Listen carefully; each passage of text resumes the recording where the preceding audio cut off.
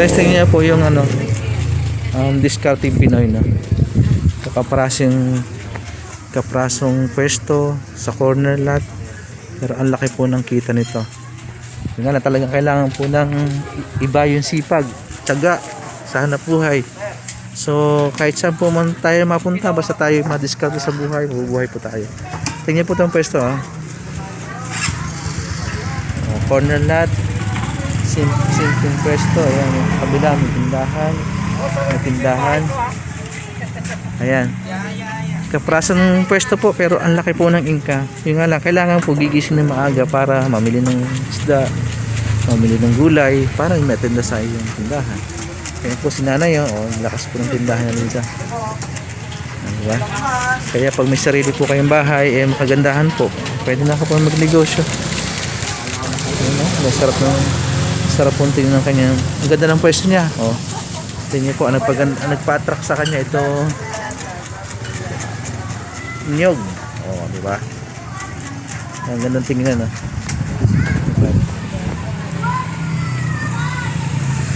Pag nakakuha na po ng bahay, yung simpleng bahay, pwede nyo pagandahin. Marami po siyang idea kung paano siya gagawin.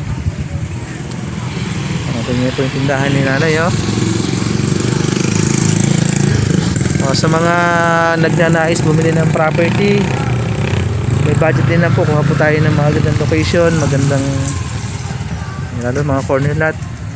Siyempre nakadepende po sa budget at depende po sa bilis ng inyong pagkuha ng property. Kung pabagal-bagal po kayo sa pagkuha ng property, mauubusan po kayo, hindi kayo makakuha ng kagaya nito. Ayan guys, dito po kami sa Springtown Villa sa Tansa, sa Bukal Tansa. Ito po, pinipicture nyo isang simpleng tindahan pero ang laki ng income. Napakarami pong customer na bumibili dito. Tapatan po yung tindahan pero kumikita pa rin po. May isda dito sa kabila, may isda dito sa kabila, pero okay lang po sa dami ng tao po sa subdivision. Basta kung sino pong masipag, siya pong kikita. Pag tamad, walang income. Kaya mayroon din po mga tricycle driver, mayroon barbero. So kanya-kanya po tayong uri ng hanap buhay. At sa bawat hanap buhay po mayroon tayo ay pagigihin po natin, ayusin po natin para magservisyo tayo ng tama para umunlad ang ating negosyo. Okay po, ito po pala si Sir Willie Pipanyo. Ayan, isang makisig kong salesperson. Dumaan lang po ako dito sa kanya kasi matraffic sa dadaanan ko. Ayun po, nataranta na po agad siya. Nataranta na po bibili ng ulam. Ito, yellow pin. Nakain na muna yellow pin. Sabawan. Aming sisigang. Ayan. Sariwang-sariwa. Ayan, sariwa. Diba? Sige, maikain po muna tayo. Dito. Maikain muna po tayo. Ito po yung kanyang mansion. Tingnan niyo po.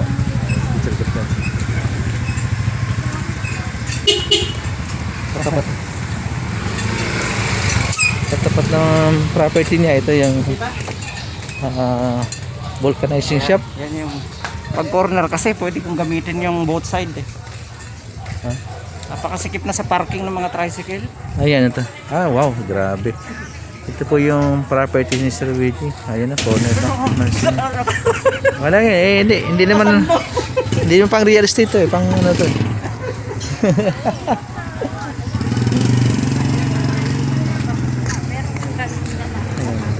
Ayan po yun.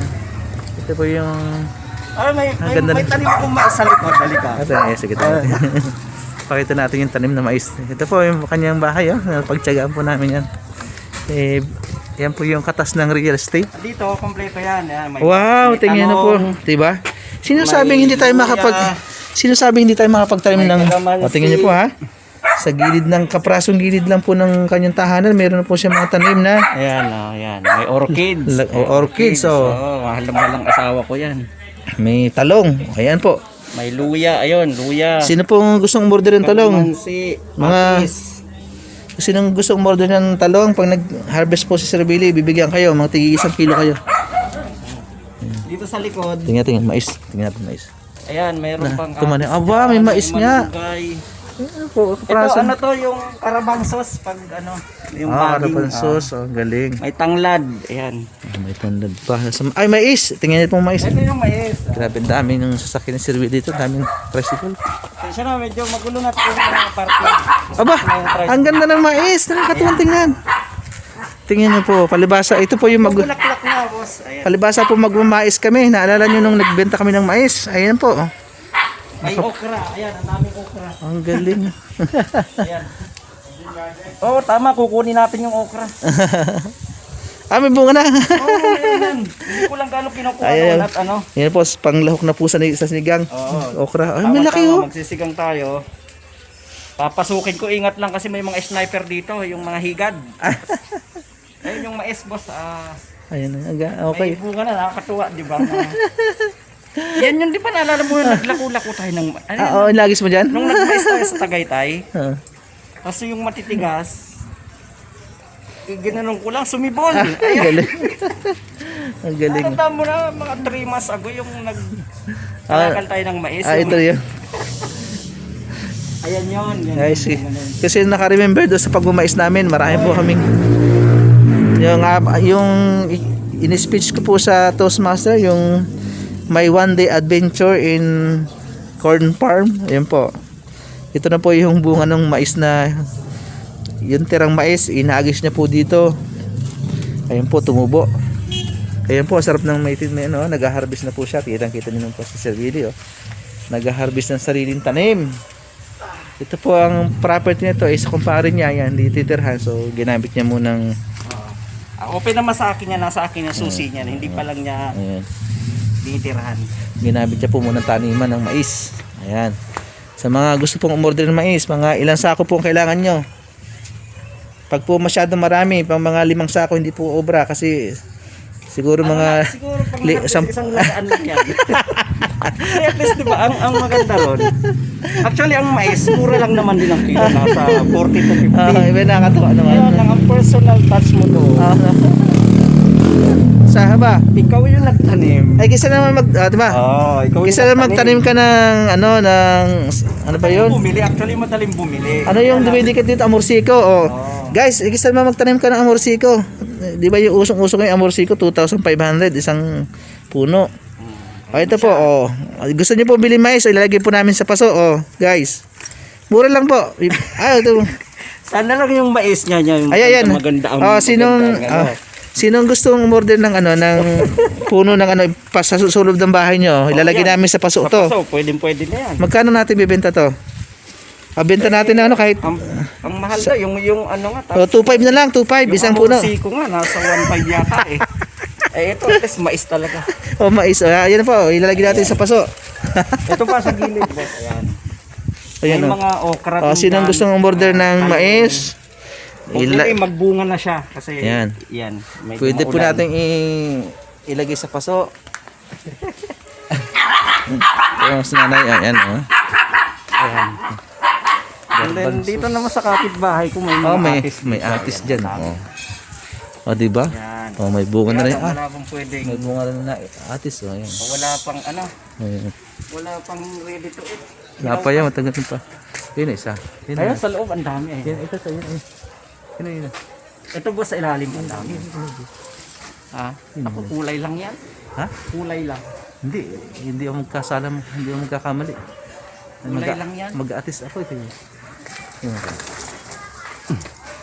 Oh, di ba? Ay, hinog na yan. Ay, hindi pa nga. Sige, kunin mo na. Hindi, wag. Hindi lang pa. Maganda palang tingnan. Ayan. Tapos sa paso, ito yung sinasabi ko sa paso na mais. Ayan, yan. Guys, ito yung sasabi kong nasa Yan. mas maganda to kasi sa Morsiko. Ang Amorsiko po ay 2.5 ang isang nasa paso. Ito po, sige po, ibibigay po namin sa iyo 300 na lang, makatutuwa. 1.5 hindi Tapos yung isa pa, yung snake plant naman, ito yung paghahaba-haba. Ayan. Snake. Oo, di ba yung... Tapos sa taas, boss, marami pa doon. Halika. Sige, Ito, tingnan. nakita ha. Ito, snake plant. Snake Para plant, sa punsoy naman daw yan. Snake plant. Snake plant naman, oh. Oh, pinature. Tapos si Boss Jerry Bustamante. Tignan natin. Nung panahon na siya ay Construction. construction pa. Kasi part pa rin ng business niya. Yung hardware Tingnan po. na construction. Sinong gusto nito? Boss, thank you sa paggawa mo nito ha. Welcome. Tingnan. Ayan. Sinong gusto? Gusto ko yan ng misis to. Ayan, ang dami niyan, boss. Itong bong... Anong tawag dyan? Anong Ito, tawag? bong rebelya. Ito, bong rebelya. Bong gabilya. Ano kaya ang tawag dito? Hindi ko alam Las kung Gis? anong halaman yan eh. Alas 10? Ayan. Yan, diba? Ayan. Ayun sa Ito. kayo, kitang-kita yung... Ito po yung plano namin sa gawin. gilid. Ito po yung planong gawin terrace na to. Idudugtong po sa gilid. At mo, imagine, ang laki po nakaganon. Tawag doon, hagdan or ano ba yun? Yung paikot Terrace na, ganun to rin. diretso sa... Diba? Ayan guys, tingnan natin ng halaman mga yan, diba? Ayun, mga bulaklak. Bulak. Alas 10 ata ito. Sino ang kakilala nito? Ano ba na? Alas 10? Ano ba tawag dyan? Hindi ko ano eh. Parang alas 10 ata. Kala nyo, tapos pa. Meron pa po dito. Oh, diba? Sa loob ng bahay, meron din. Oh, diba? Ano, yung bit-bit ni Sir Willie kanina. Yung preskong tuna. Kakainin na po namin. Ito po yung hango. Galing po mismo sa kanyang ano. Galing po sa kanyang tanim na okra. Ito na po. So, napakasarap po ng lasa. So, press na press po. Kaya po sa mga andyan po na gusto magtanim ng okra, magsabi lang po kayo, ilagay po namin sa paso. Ilagay po namin sa paso yung okra. O yan, mura lang po. Pwede po namin ibenta sa ano, sa 700 po isang piraso, isang puno. yung mais po, pwede po 1.5 na lang po. Ito po, kain po muna tayo. Ang sarap. Yan, ang sarap ng sabaw. Nam yam, nam nam, yam yam. Guys, salamat po sa pagsubaybay sa ating YouTube channel, sa YouTube channel ng Barberong Broker. As I've said po, ang content po ng ating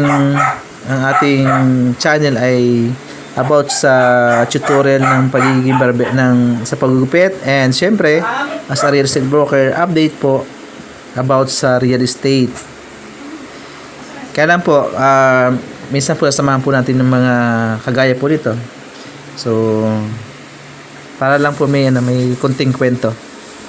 Sige po, sa mga hindi pa po nakasubscribe po sa ating YouTube channel, Jerry Bustamante, ang Barberong Broker, subscribe na po kayo para maka-receive po kayo ng mga updates sa ating channel.